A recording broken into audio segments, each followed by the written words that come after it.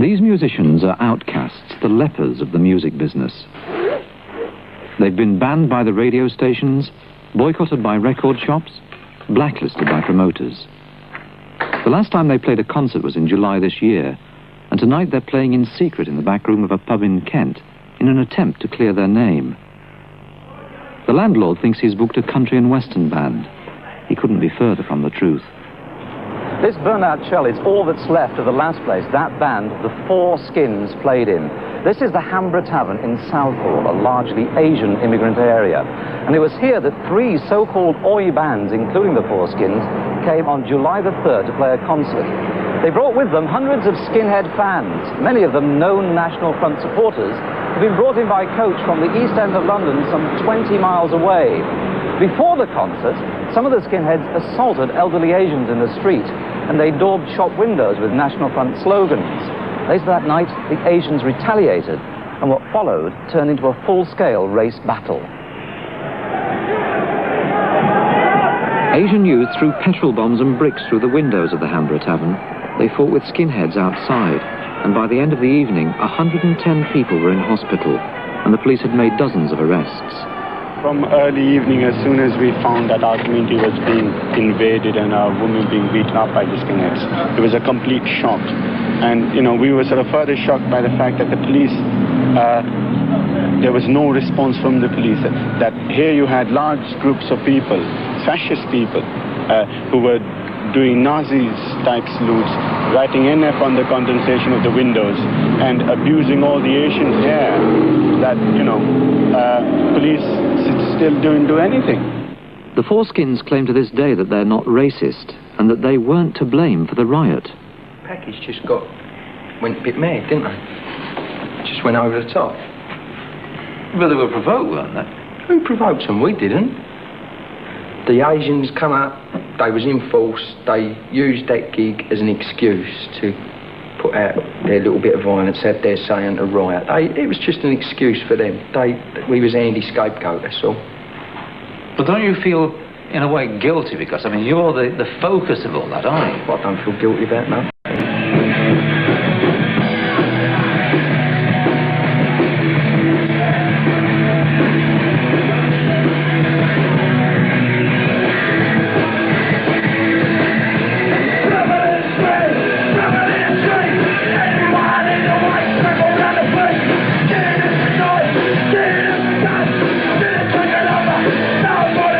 The press was merciless in its attack on the Oi bands. They were branded as right-wing extremists, racists, a dangerous influence on the young. Those in the music business who had flirted with them were condemned as being evil or naive. Naivety is probably the right word when you examine the whole style of the Oi bands. They're pro-violence, anti-black, anti-police. It's no wonder they attract Nazi skinhead followers. These are just a few of the words from the typical Oi songs. Boots are made for booting, guns are made for shooting. If you see the enemy, you're sure to stick the boot in. And again, black youth standing in the lights, crowding together, they're ready to fight. The army's in shooting is the rage. They want to lock them up, put them in their cage. There's blood on the streets. The music trade quickly decided that Oi music was too closely associated with extremist politics for comfort, and that violence, whether it came from left or right, was bad for business. Suddenly it became embarrassing to be associated with Oi music at all. But for all their public condemnation of the bands, at least one major record company quietly went on making money out of them.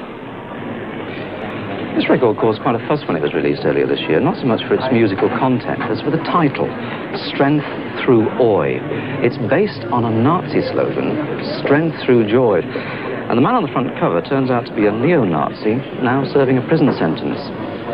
What's surprising about this record is that it wasn't produced by a small label, but by one of the giants, Decca. They won't make any official comment today, but they do say that the record has been deleted.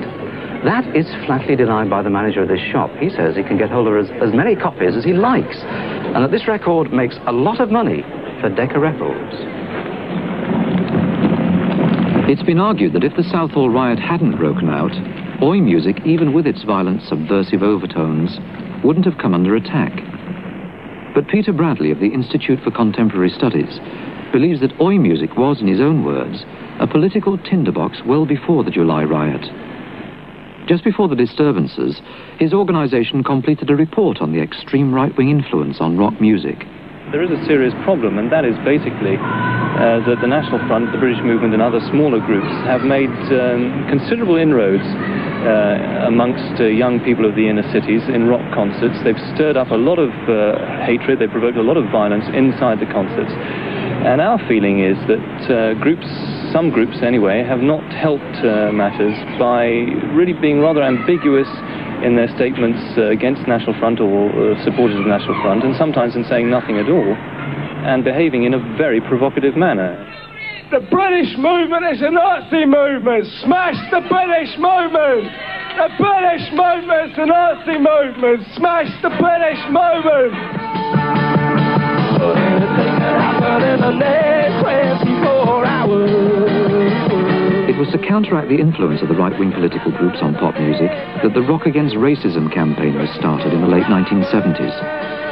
It was an attempt to counter the growing feeling among some pop musicians that fascism could be fun. Ideas which disturbed influential disc jockeys like Radio 1's John Peel. So there has been, which I think is unfortunate, but it exists, there has been really since the very beginning of punk, in fact perhaps before that, but most notably noticeably from 1976-77 onwards, a sort of flirtation with Nazi imagery, which people justify as saying that they find fascinating, the Berlin of the 1930s and so on. But I mean, the original punks were always swathed in swastikas and so on. And then there was an LP sleeve by the Skids, who was certainly not an Oi band, which was very kind of Aryan and Nazi wall poster-ish. And the bands like Joy Division, whose very name is derived from some SS sub-organisation, and the band which have followed them called New Order, which is again a Nazi-derived name. So there's always been this, which I regard as unpleasant flirtation with it. Recently, there have been more worrying parallels with the Germany of the 1930s. High unemployment in Britain, especially among the young and the unskilled, has made working-class whites ideal recruiting material for extreme right and left-wing political organisations. The chosen recruiting ground was obvious. Those places where large numbers of young, disaffected whites congregated. Football stadiums and halls where pop music was played. This is an issue of a magazine produced by the Young National Front and aimed specifically at young white working class kids. Inside there is a pop column which singles out various bands which the National Front claims are their bands, something denied by many of the bands mentioned. Now, I've been speaking to the editor of this paper, Joe Pearce, who, by the way, refuses to appear in front of our cameras. And he claims that the Oi bands in particular are National Front bands, that they're in a way the musical wing of the National Front. And he claims that if they deny it, then they must face the consequences. Trouble like the trouble which ended the career of a band called Sham 69. The trouble happened in London, and according to the Rock Against Racism campaign, it set the pattern for much of the subsequent right-wing involvement in rock music. We're standing outside the Rainbow Theatre where Sham 69 played their farewell gig. On that occasion, something like half the audience were involved in Sieg Heil salutes, and that was organised around perhaps a core of 100 British movement sympathisers. They are organised in a number of different ways. They will try to organise their own entertainment, Rock Against Communism, which hasn't attracted many big-name musicians and is really the reason why they haven't succeeded with that particular campaign. They've also been involved in disrupting or attacking a large number of gigs. Certainly they've done that on a number of occasions with Rock Against Racism gigs. In Notting Hill, for instance, they attacked a gig we had organised with sledgehammers and crowbars, and 8 people were put in hospital. More recently, at the Rock Garden last Thursday, they attacked a punkabilly gig, and again, people were injured in the process. But perhaps most disturbing of all is the way in which the National Front and the British movement attached themselves, particularly to some of the bands who have a skinhead following, Madness, for example.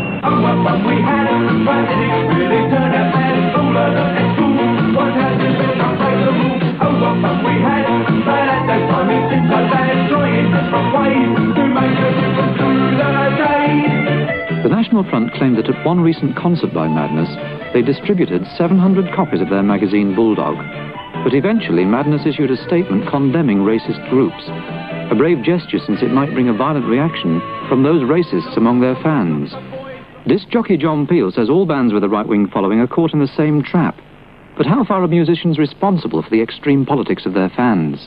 I don't think they're responsible for them at all, actually. I think the right-wing attitude, rather like as it is with football. I mean, the West Ham players are not themselves responsible for the fact that a lot of people turn up at West Ham matches and stand at the back, stand in the terraces doing Sieg Heils, and it's very difficult. What are they going to do? Stop playing football? They've got to go on playing football, and these people will turn up. There's very little they can do about it. I think they could go further in sort of publicly disavowing them, but then at the same time, particularly with a band like the 4Skins, they're really dependent on those people for their audience, and they're living in the East End. They make life very dangerous for themselves if they make too many public statements opposing the right-wing movements and so on.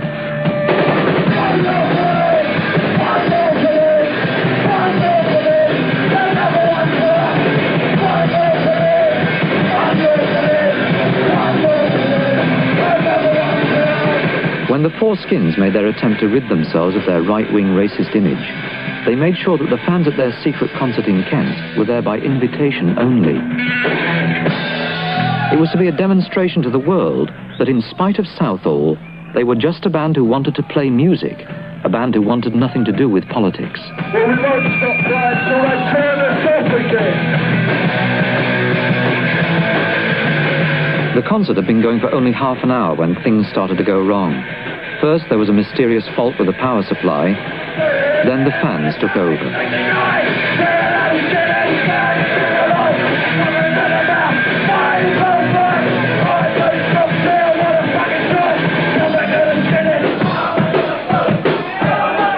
Some were wearing T-shirts decorated with the Union Jack, which happens, among other things, to be the adopted emblem of the National Front.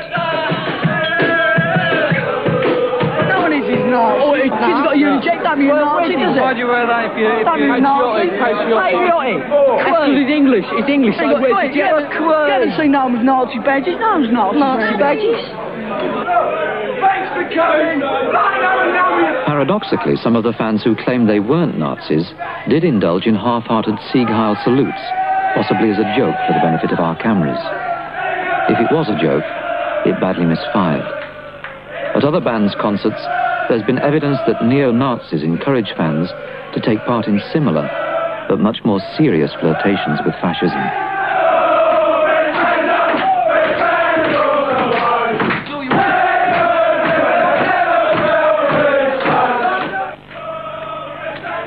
I don't think people actually stop and think enough about what it is that they're doing, and I think they could, there are plenty of other images which they could attach themselves to, but of course there is the desire to shock, and this is a very effective way of shocking, because in most people's minds the sign of a swastika or something like that is still distressing. It distresses me, and so it's the shock value, I think, that's important. People don't actually stop and think about what lies behind that and the very real dangers that exist.